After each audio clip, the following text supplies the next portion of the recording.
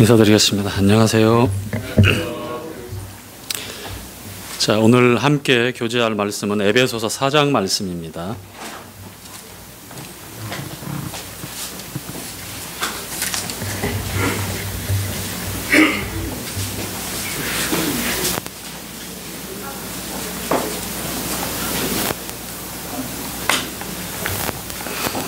에베소서 4장 1절부터 4절까지의 말씀을 함께 읽도록 하지요. 에베소 4장 1절 그러므로 시작.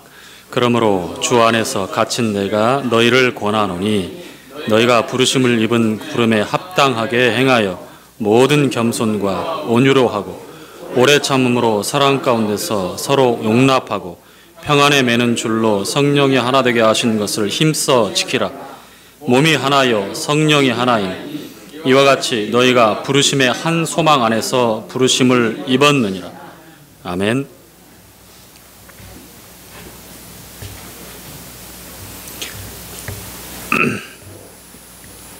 이런 아주 의미심장한 19절이 생각나는데요. 오늘 주제와 관계된 19절이니까 잘 기억해 보시기 바랍니다. 그가 내 이름을 불러주었을 때 나는 그에게 가서 꽃이 되었다.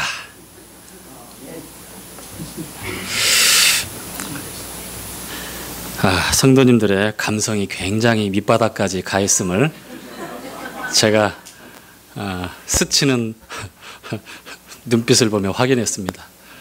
사시는데 굉장히 힘드신가 봐요. 이렇게 감미롭고 다정스러운 그런 19절이 지금 낭낭하게 들려지는데도 불구하고 전혀 그 입가에 미소가 번지지 않고 있습니다. 아마 이 의미가 무엇인지 몰라서 생뚱맞게 저를 이렇게 쳐다보는 청소년도 있었겠지만 대부분 파란만장한 삶을 살아오신 성도님들은 아시잖아요. 그렇죠? 저는 몰라요. 그런데요. 저는 결백합니다. 자, 누군가 자기의 이름을 불러주었을 때에 아마 여기서 말하는 그는 사랑하는 연인이겠죠. 남성이겠죠. 그리고 자기 이름을 불러줬어요. 꽃순아 이렇게. 그러자 얼마나 다정스럽게 불렀는지는 모르겠지만 그 부름에 자기 마음에 그 연민의 정이 더 이렇게 벅차오르게 나타나면서 나는 그에게 가서, 여기서 말하는 나는 연인을 사모하는 또 다른 연인이겠죠. 그렇죠? 우리 청소년들을 위해서 제가 이렇게 디테일하게 설명을 하고 있는 거예요. 나는 그에게 가서 뭐가 됐다고요?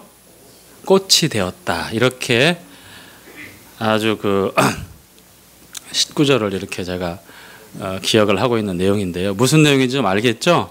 사랑하는 연인 간에 누군가 나의 이름을 불러줬는데 그 이름을 듣고 나는 그의 품에 안기는 그런 꽃이 되었다라고 하는 그런 표현입니다. 우리 윤기 형제님 어떠세요? 이런 제 표현에 대해서 좀 같이 공감이 되십니까? 공감 안 되세요? 경험이 없다고요? 우리 지혜자매님이 꽃이 안 되었어요?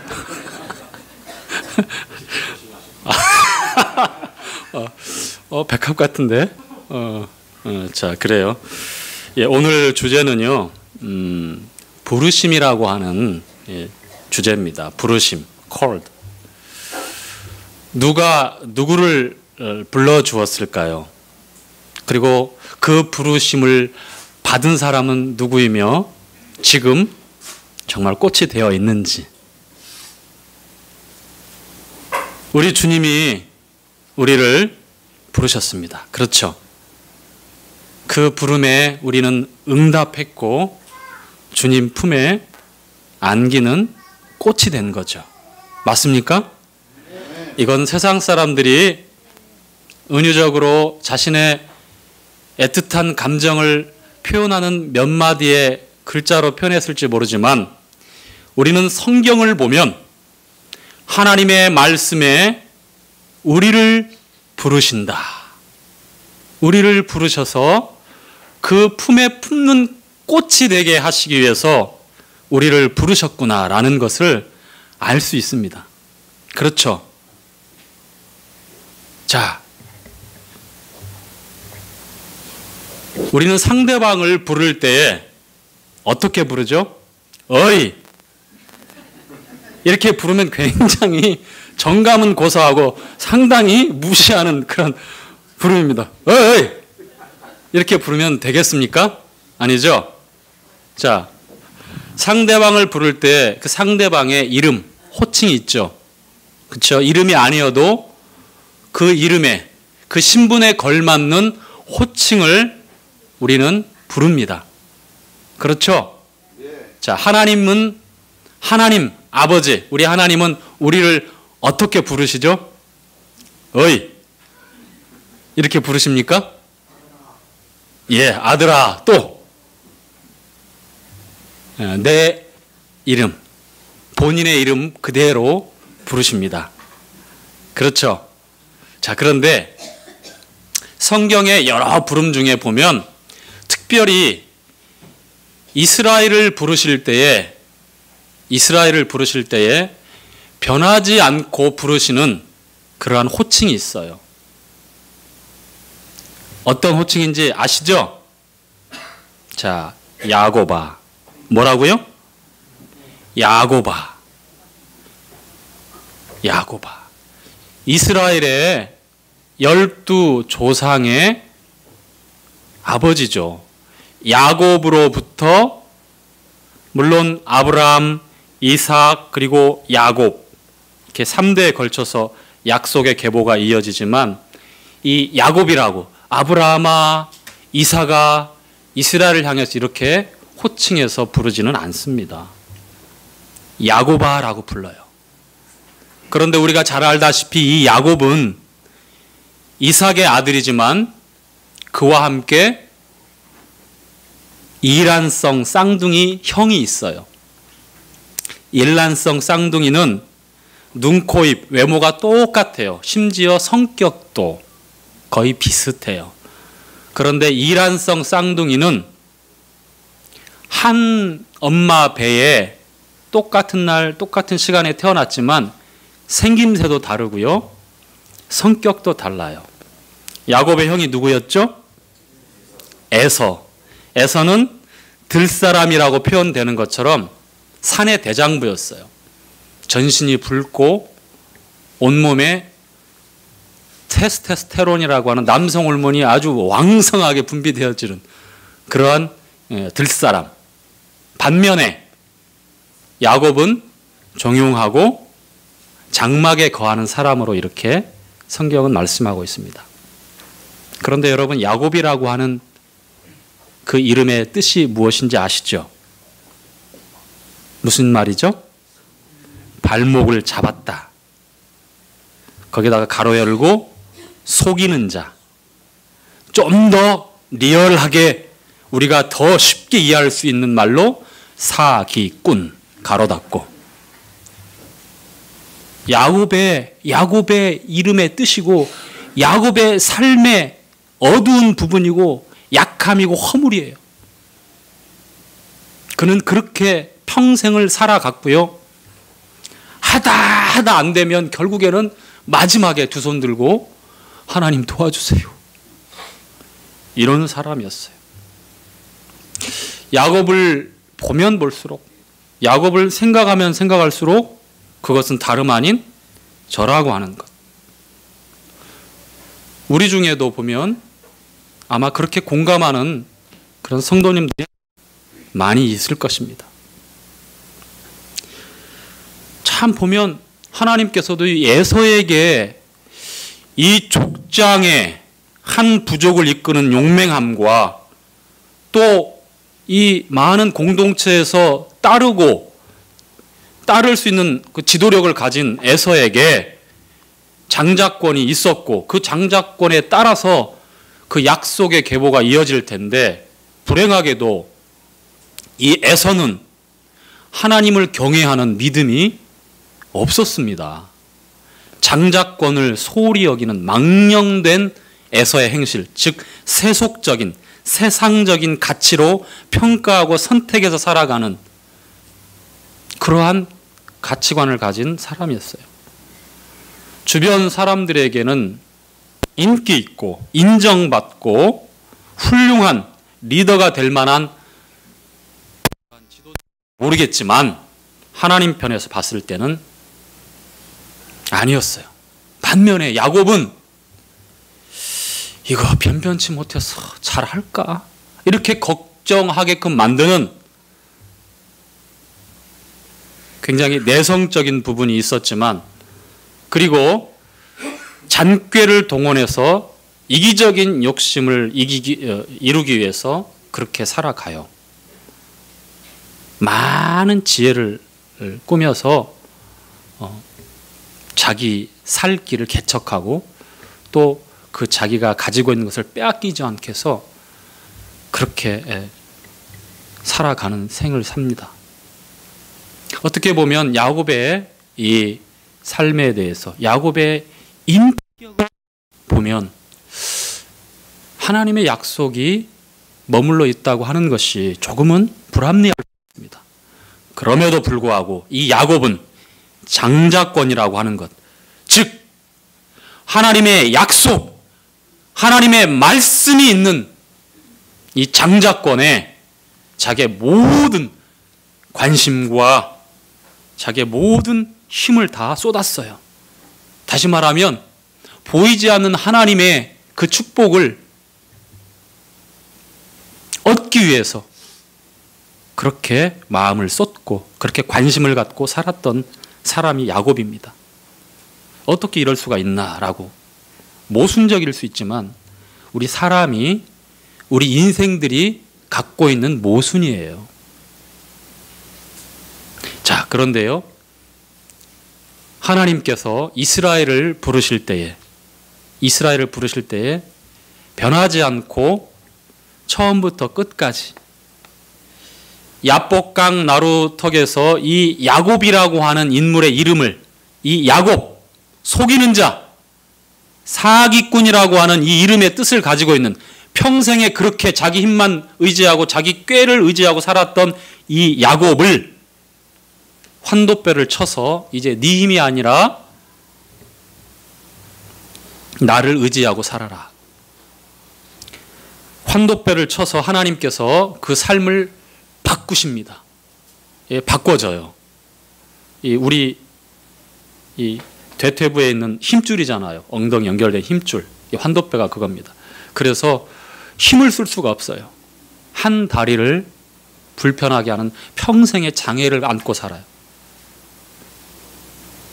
그런데 그 이후에 야곱의 삶이 어떻게 변화되는지, 어떻게 단을 싸고 하나님 앞에 버릴 건 버리고 하나님이 지시한 곳으로 가게 되는지, 뿐만 아니라 참으로 의지할 만한 상황이 주어져도 아들 요셉이 애굽의 총리로 되어 있고 그 증거로 금은과 뭐 여러 화려한 보물이 담겨진 마차를 다 보내서 내가 여기에 총리로 있으니, 제 권력설 2인자로 있으니 안심하고 내려와라.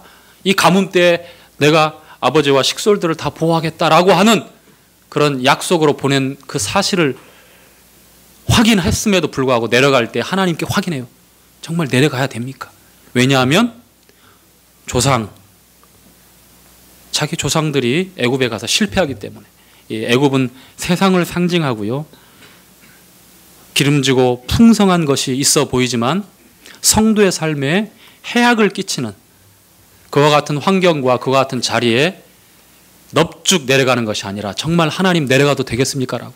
평소에 야곱 같으면, 야복강 나루터에서 주님과 씨름하기 전에 야곱 같으면 몇 번이고 당장에 하나님의 인도하심이 아니어도 살기 위해서 거기 가서 또 다른 자기 지혜로 불을 일구든지 혹은 다른 사람 등을 쳐서라도 자기의 이기적인 욕심을 이루기 위해서 그렇게 살았을 야곱이 이제 찰뚝 평생의 장애를 안고 이제 자기 힘이 아니라 하나님을 의지하는 야곱이 되어서 어떻게 합니까?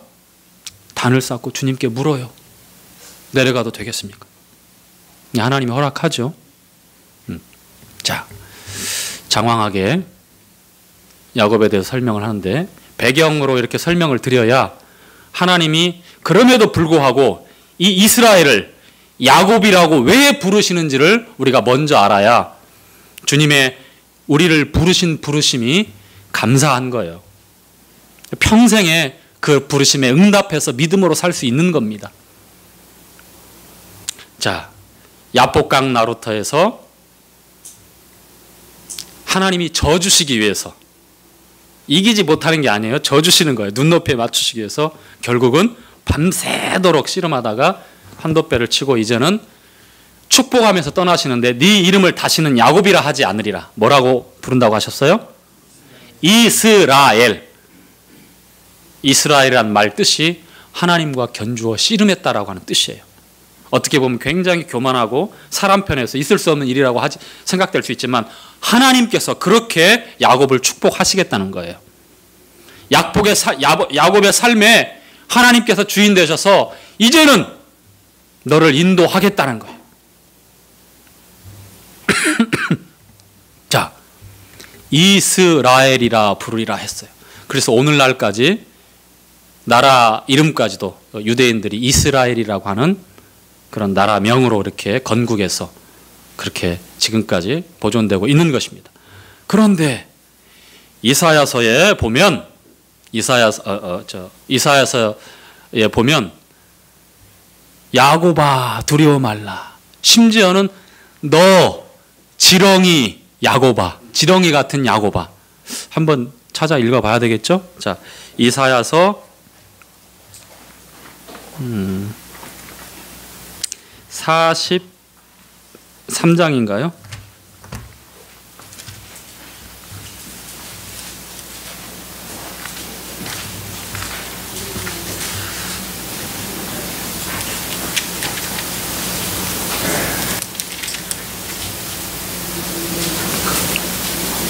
자, 찾으신 분 빨리 알려주세요. 너 지렁이 야곱아. 지렁이라고 그래. 지렁이. 심지어 찾으셨어요?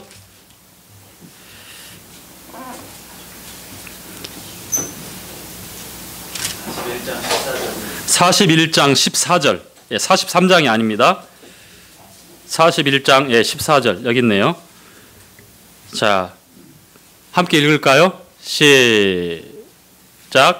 지렁이 같은 너 야곱아, 너희 이스라엘 사람들아, 두려워 말라.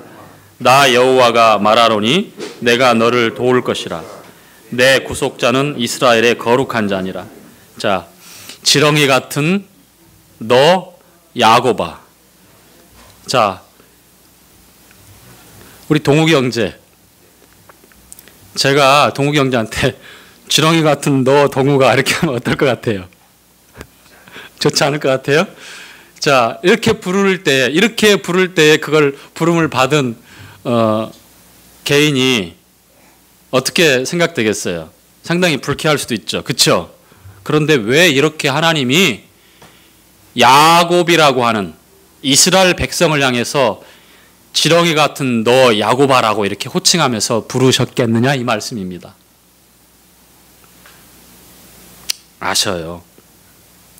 여전히 아셔요. 그 약함을 아시고요. 여전히 그 허물을 아셔요. 우리의 삶을 가만히 눈여겨보시고 겉에 드러난 것뿐만 아니라 우리 마음에 일어나는 여러 다양한 생각들을 보세요. 내가 어떤 사람인지,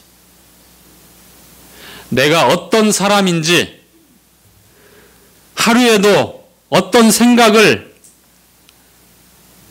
이런저런 생각을 다양하게 하는데 어떤 마음과 어떠한 생각을 가지고 이렇게 저렇게 살고 있는지. 사실 이 지렁이는 표현은요, 나약하고 힘이 없고 밟히는 그러한 은유적인 표현도 있습니다. 보세요. 하나님 앞에서 하나님의 은혜를 참으로 의지하고 산다고 하는 것, 하나님의 은혜가 아니면 안 된다라고 하는 이 분명한 성도의 믿음을 따라 사는 이 삶은 이 호칭에 대해서 기분 나빠하고 나는 그렇지 않아요, 이렇게 외면해서는 깨달을 수 없는 것이지요. 우리 자신을 살피세요. 우리 중심이 어떤지를 살핀다면, 아, 야고바라고 하나님께서 이렇게 부르실 때의 그 부르심, 그럼에도 불구하고 라고 하는 부르심이라고 하는, 하나님의 부르심이라고 하는 사실을 우리가 알게 됩니다. 하나님이 우리의 각양 다양한 자리에서 우리를 부르셨어요. 그렇죠? 우리가 읽었던 에베소서 말씀에 그 부르심에 합당한 부르심, 합당한 삶을 살 것을 우리에게 말씀하고 있습니다. 우리가 어느 자리에서 어떤 생각을 가지고 어떤 삶을 살았는지는 각자 천차만별의 삶이 다 다양하지만, 그러나 하나님께서 우리를 부르셨을 때는 그 자리에서 주저앉게, 그와 같은 삶을 고집하게, 또한 그와 같은 생각과 그 마음을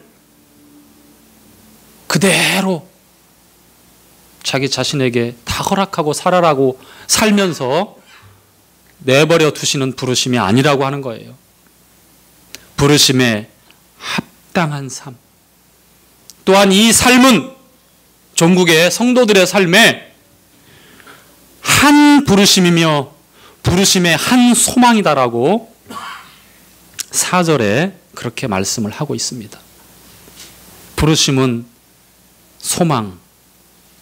소망에 이르고요. 역시 하나님의 부르심은 우리가 주님 나라에 가는 순간까지 다 이루어지는 것이죠.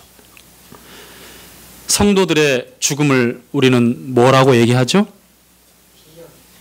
예? 귀하게 보신다? 아니요. 우리는 뭐라고 이렇게 말을 해요? 두 자로. 잔다.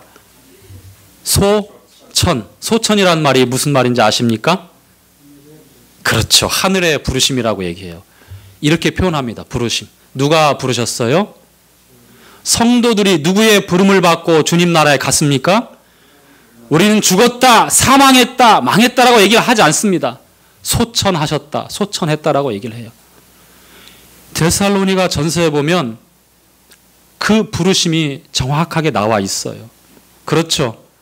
데살로니가 성도들에게 우리가 가지고 있는 이 산 소망에 관해서 말씀할 때 잠자는 자들, 소망이 없는 것이 아니다. 주님이 천사장의 큰 호령과 천사장의 소리로 우리를 데리러 오신다라고 말씀하신 그 공중재림이 나와 있잖아요. 휴거되는 그날. 그게 호령이 또 무슨 말이에요? 크게 부르시면서 명령하는 거예요. 누구야? 오너라. 해강아. 눈 깜빡거리지 마라. Awake up. 자, 이 호령이라고 하는 말씀 자체가 부르심이에요. 부르심. 우리를 불러서 오라고 명령하시는 겁니다. 자, 고린도 전서 1장 말씀을 한번 보죠. 자, 고린도 전서 1장.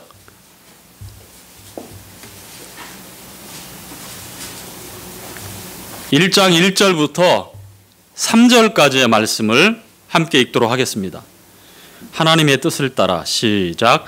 하나님의 뜻을 따라 그리스도 예수의 사도로 부르심을 입은 바울과 및 형제 소스데네는 고린도에 있는 하나님의 교회 곧 그리스도 예수 안에서 거룩하여 지고 성도라 부르심을 입은 자들과 또 각처에서 우리의 주 곧 저희와 우리의 주 되신 예수 그리스도의 이름을 부르는 모든 자들에게 하나님 우리 아버지와 주 예수 그리스도로 쫓아 은혜와 평강이 있기를 원하노라. 자, 거룩하게 구별된 무리, 성도라 부르심을 받은 사람들 가리켜서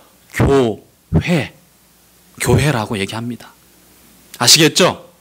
우리 다 잘 알고 있는데 교회 가자 하면 건물에 가는 거예요. 예배당에 가자예요. 자, 교회로 모이는 겁니다. 아시겠죠? 거룩한 부름, 하늘의 부름을 받은 사람들이 모이는 따로 구별된 모임, 이것이 교회라고 하는 겁니다. 아시겠죠? 에클레시아, 교회. 자, 이 고린도 전서의 1장부터 3절에 읽었던 1장 1절부터 3절에 읽었던 말씀에 이 성도라 부르심을 입은 거룩할 성 무리도 거룩한 무리로 교회로 부름 받은 이와 같은 모임이 바로 이렇게 성도라 부르심을 받은 이 모임이 바로 교회라고 하는 거예요. 이 하나님의 부르심에 이 성도라 부르심을 받은 이 모임에 각각 개인의 바라보고 또 부르시는, 우리가 또 불러야 되는 그러한 분이 계시죠. 우리가 모였을 때 누구를 부르고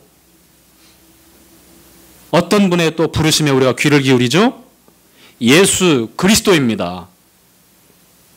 자, 보세요. 3절에 2절 하반절에 보면 우리의 주 대신 예수 그리스도의 이름을 부르는 모든 자들에게, 주님 예수 그리스도를 부르는 모든 자들에게 하나님 우리 아버지와 주 예수 그리스도로조차 은혜와 평강이 있기를 원하노라. 그렇습니다. 내가 주님의 부르심을 받고 성도라 부르심을 받고 이렇게 모여서 누구를 부르냐면 우리의 주 예수 그리스도를 부른다라고 하는 겁니다. 은혜와 평강이 있을 수밖에 없는 것은 예수 그리스도의 부름을 받고 예수 그리스도를 부르고 있기 때문입니다. 중심에 우리 주님 예수 그리스도가 계시기 때문이에요. 여전히 야곱임에도 불구하고 지렁이 너 야곱아, 지렁이 같은 너 야곱아, 여전히 약하고 여전히 허물 많고 여전히 부족함에도 불구하고 여전히 나를 보면 어느 날에는 자괴감에 괴로워할 수 있지만 주님의 부름을 생각하시고 또 주님을 부르면 우리가 은혜 아래서 평강 가운데 있다라고 하는 사실이에요. 히브리서 3장 1절에는 이렇게 말씀하고 있어요. 그러므로 형제들아, 이 형제들은 어떤 형제들입니까? 하늘의 거룩한 부르심을 입은 형제들이라고 말씀하고 있어요. 볼까요? 히브리서 3장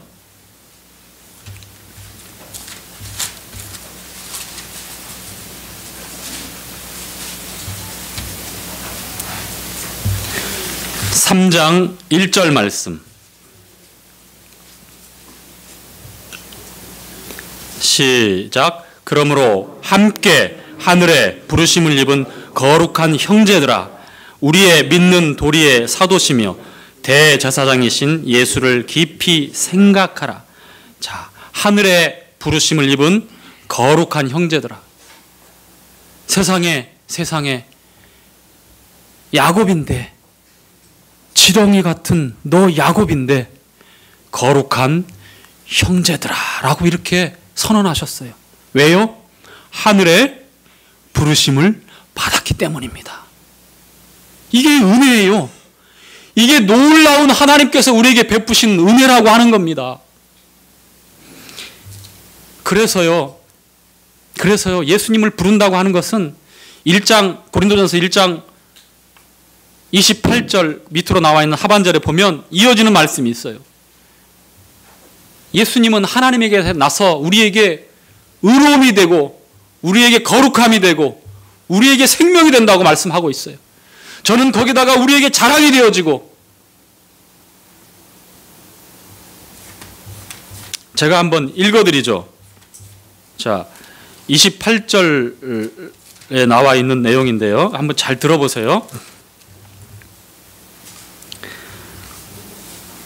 자, 하나님께서 세상의 천한 것들과 멸시받는 것들과 없는 것들을 택하사 있는 것들을 폐하려 하시나니 이는 아무 육체라도 하나님 앞에서 자랑하지 못하게 하려 하심이라.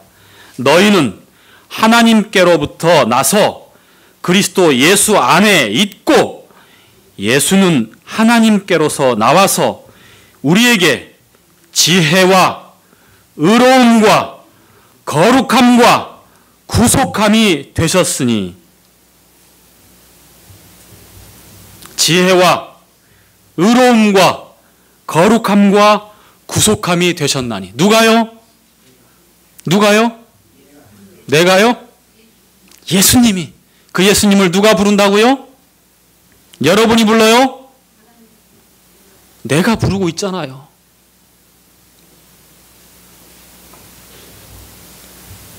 왜 예수 그리스도를 부르고 있는지 말씀을 통해서 우리는 확인할 수 있는 거예요. 우리의 생명이 되시는 예수 그리스도를 우리는 부르고 있고요. 또한 우리의 자랑이 되시는 예수님을 우리는 부르고 있습니다. 우리의 의로움이 되시는 예수님을 우리는 부르고 있습니다. 우리의 지혜가 되시는 예수님을 우리는 부르고 있습니다. 우리의 거룩함이 되시는 예수님을 우리는 부르고 있는 것입니다. 우리 주님께서 당신을 부르시는 우리를 향해서 어떻게 말씀하시는지 구약의 사랑의 노래 Song of Songs 뭐죠? 송씨들을 위한 송씨의 노래인가요? 노래 중에 노래, 최고의 노래. 아가서에 기록되어 있는 내용에 보면 이렇게 부르셔요. 나의 사랑, 나의 어여쁜 자여. 자, 한번 옆 사람 한번 봐봐요. 정말 어여쁘게 보이십니까? 정말 아멘이라고 이렇게 얘기하시는 분들은 상당히 노력하시는 분들이에요. 상당히 마음에 참 좋은 마음을 가지고 굉장히 노력하시는 분이에요. 나의 사랑, 나의 어여쁜 자요. 저는요, 거울을 봐도 아무리 제가 저를 봐도 나의 사랑, 나의 어여쁜 자요. 주님 정말 그렇게 보입니까? 이렇게 물음표가 있을 정도로 참 우리 자신을 보면 사랑한다, 어여쁘다 이렇게 얘기하기가 참 부담스러울 때가 많아요. 하물며 내 자신도 그런데 옆에 있는 우리 성도님들 다시 한번 보시라니까요. 제가 괜히 그 하는 소리가 아니에요. 한번 자세히 보세요. 그냥 훑어보지 말고 그냥 보라고 하니까 한번 싹 보고 그냥 가지 마시고 한번 자세히 한번 훑어보세요. 이목구비를 보세요. 어떠신지. 네, 감사합니다. 역시. 예. 아가서 2장에 또 그 아가서를 가만히 이렇게 보니까 사실 이 아가서는 성인 남자 30세가 되기 전까지는 못 보게 했던 유대인들은 금서일 정도로 그렇게 은유적으로 아주 그 신체 묘사까지 나올 정도로 조금 그런 내용들이 있지만 근데 이 사랑의 노래예요. 송씨들을 위한 송씨의 노래가 아니라 노래 중에 노래. 제가 얘기하고도 참 반응이 없으니까 좀 이상합니다만 저는 생각을 많이 하고서 준비한 거거든요. 자, 그런데 그 부분에 보면 이 왕이 이 목동인 이 술람미 여인을 정말 연애하고 얼마나 사랑하는지 몰라요. 그 술람미 여인도 알아요. 이 솔로몬 왕이 이름 없는 이름이 있죠. 술람미 여인. 이 여인을 사랑하는데 이 여인이 고운 여인이 아니에요. 내가 거무나 아름답다라고 그랬어요. 자, 죄송해요. 피부색이 검은 자매님도 계신데 피부색이 일단 그렇게 칙칙해지면 예쁘다고 얘기는 안 하잖아요. 그렇죠? 사람은 외모를 보면서 평가할 때 그렇게 해요. 이 표현은 뭐냐면 우리가 검어요. 하나님 앞에서 검어요. 검기만 합니까? 좌우 비대칭에다가 굉장히 개성 있게 생겼잖아요. 그렇죠? 아름답지 않아요. 그럼에도 불구하고 내가 검으나 아름답다. 왜요? 사랑에 눈이 멀었어요. 이 왕이 사랑에 눈이 멀었어요.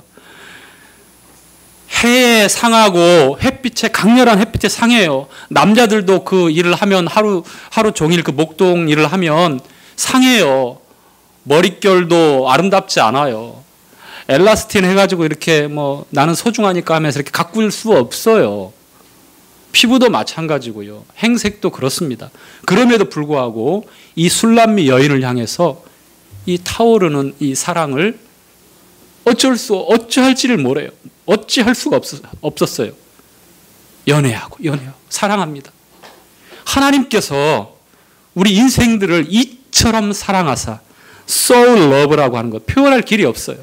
그래서 이 아가서를 통해서 주님께서 우리를 어떻게 사랑하시는지 어떻게 사랑하고 계시는지를 조금이나마 청춘 남녀들 가슴만 뛰지 말고 가슴 뛰었던 기억을 살려보세요. 우리 50대 60대 우리 형제자매님들 그 감정을 한번 살려보세요.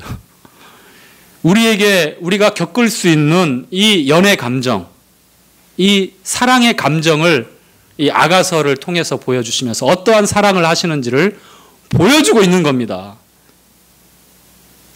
나의 사랑, 나의 어여쁜 자여, 이제 말씀하죠. 함께 가자. 자, 한번 찾아보죠. 아가서 2장 10절. 아가서는 우리 학생회에서 공부할 때 뭐 베이비서라고 그렇게 얘기하는데 아니에요. 자, 아가서 2장 10절 말씀 볼까요? 10절. 2장 10절 나의 사랑하는 자가 시작 나의 사랑하는 자가 내게 말하여 이르기를 나의 사랑 나의 어여쁜 자야 일어나서 함께 가자. 자, 거기까지. 나의 사랑 나의 어여쁜 자야 일어나서 함께 가자. 함께 가자. 우리를 이렇게 다정다감하게 부르시고 품에 안으시는 것뿐만 아니라 우리와 함께 가시길 원하셔요. 자, 계속해서 13절에도 똑같은 내용이 나오죠. 13절. 자, 시작. 무화과나무에는 푸른 열매가 익었고 포도나무 꽃이 피어 향기를 토하는구나. 나의 사랑, 나의 어여쁜 자야. 일어나서 함께 가자. 자, 한 번 더 읽어볼까요? 4장 8절이에요. 자, 옆에 보세요. 4장 8절. 자, 7절부터 보죠. 7절에도 나오네요. 시작. 나의 사랑, 너는 순전히 어여뻐서 아무 흠이 없구나. 나의 신부야, 너는 레바논에서부터 나와 함께 가고 레바논에서부터 나와 함께 가자. 아마나와 스닐과 헤르몬 꼭대기에서 사자굴과 표범산에서 내려다 보아라. 자, 거기까지요. 여러 군데에 이렇게 표현을 하죠. 이렇게 불러요. 술람미 여인을 향해서 이 솔로몬 왕이 이렇게 부릅니다. 우리 주님을 상징하고 있어요. 주님이 성도들을 향해서 이렇게 부르시고 이렇게 사랑을 쏟고 있습니다. 우리는 자칫 하나님을 향해서 갖는 오해가 있어요. 우리에게는 각자 말 못할 허물들이 있고 약점들이 있습니다. 명백한 죄는 하나님 앞에 자백하고 사함을 씻음을 받아야 되지만 허물과 이 약점은 그 죄와는 차원이 달라요. 타고나면서 가지고 있는 기질이 있어요. 뿐만 아니라 아주 독특한 개성을 가지고 있습니다. 때로는 그것이 약점으로 사용되어져요. 급한 성격, 우유부단한 성격, 다양한 게 있어요. 그래서 그것 때문에 실수할 때가 있고 자기 자신을 향해서 상당히 실망하고 안절부절할 때도 있습니다.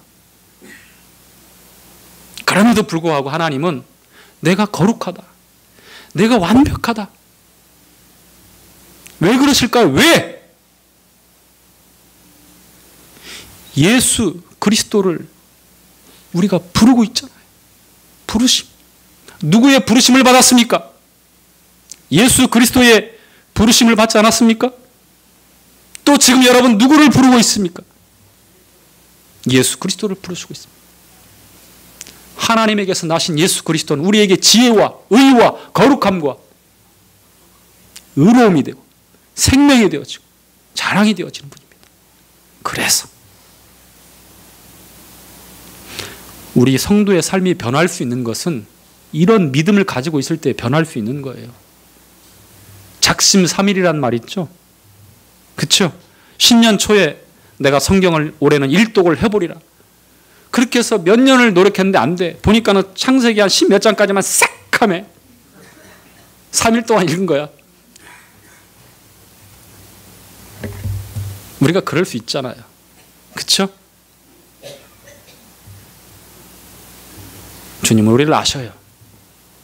너 지렁이 같은 야고바, 야고바. 이스라엘이라고 부르지 않아요. 야고바. 이것은 그럼에도 불구하고 사랑하시는 거룩한 아버지의 사랑입니다. 이 사랑을 깨닫고 우리 마음에 푹 쉴 때에 우리가 변할 수 있는 겁니다. 그렇게 어려웠던 죄의 유혹도 떨칠 수 있는 것이고요. 내가 무엇을 선택해야 될지 참다운 성도의 가치관을 정립해서 먼저 선택하고 하나님 말씀을 따라 순종할 수 있는 겁니다. 자, 마무리해야 되겠어요. 로마서 11장입니다.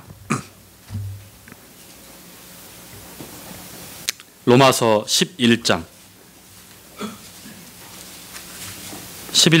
29절.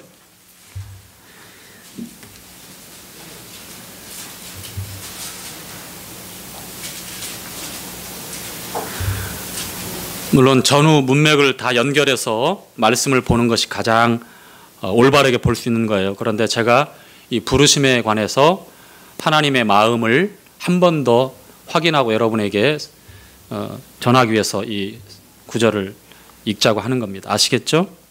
꼭 그렇게만 적용할 부분은 아니지만 전후 문맥을 다 말씀은 전후 문맥을 같이 함께 해야 돼요.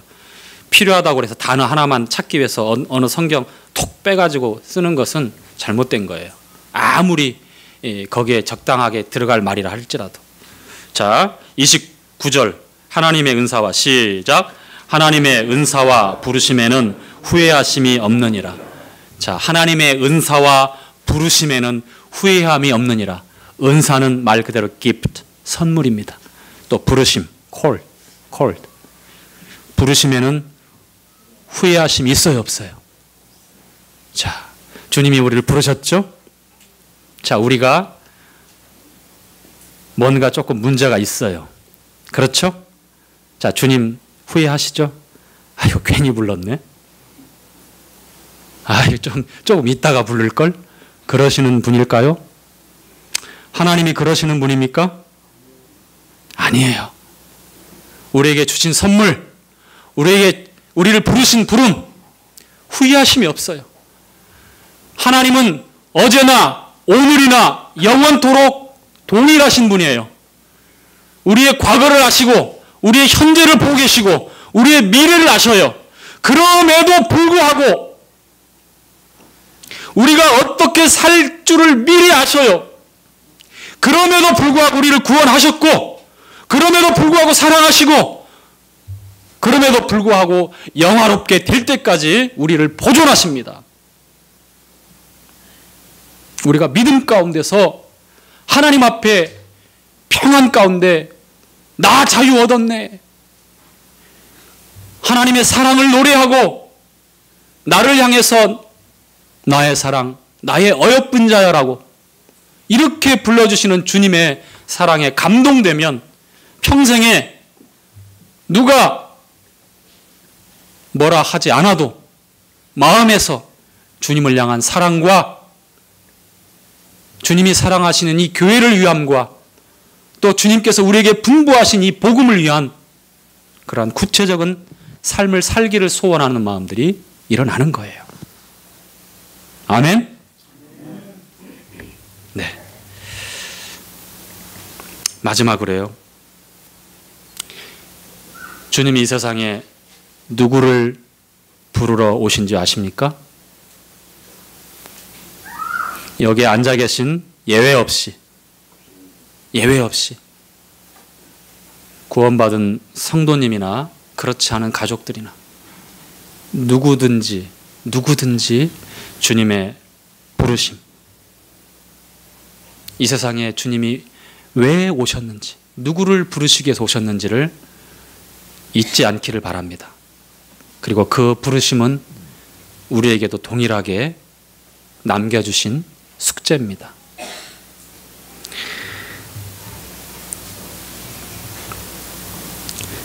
세관에 앉아있는 마태를 부르실 때 여러분 마태의 삶을 혹시라도 한번 생각해 보셨습니까?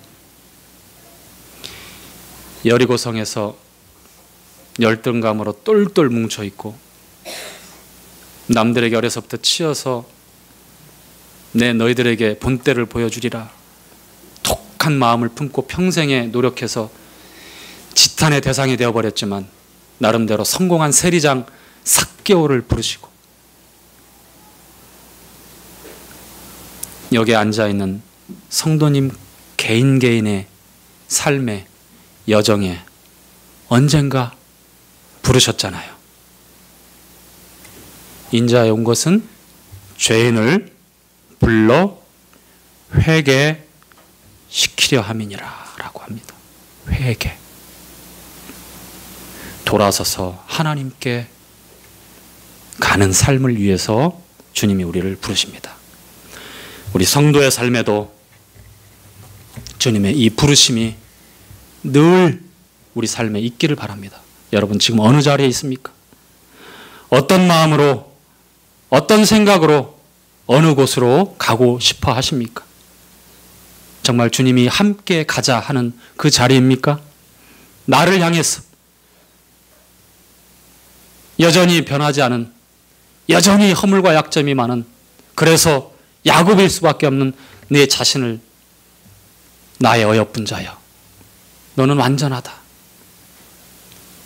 내 사랑, 내 신부야라고 이렇게 불러주시는 주님의 은혜를 품고 그 안에서 살고 있는 우리가 하고자 하는 일들, 계획하고 있는 일들, 무엇을 어떻게 어느 곳으로 정말 주님이 우리를 함께 가자고 하는 그 부름에 함께 하고 있는 우린가 한번 생각해 봅시다.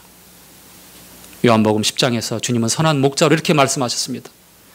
내 양은 내 음성을 듣나니. 그렇습니다. 주님의 음성이 있는 곳, 주님의 음성을 따라서 우리가 함께 가는 것입니다. 주님의 부르심을 받은 거룩한 성도님들, 하늘의 부르심을 입은 사랑하는 잠실교회 성도님들, 주님이 우리에게 일어나라, 함께 가자라고 말씀하십니다. 오늘 저를 통해서 한 번 더 부르시고 계십니다. 마치겠습니다.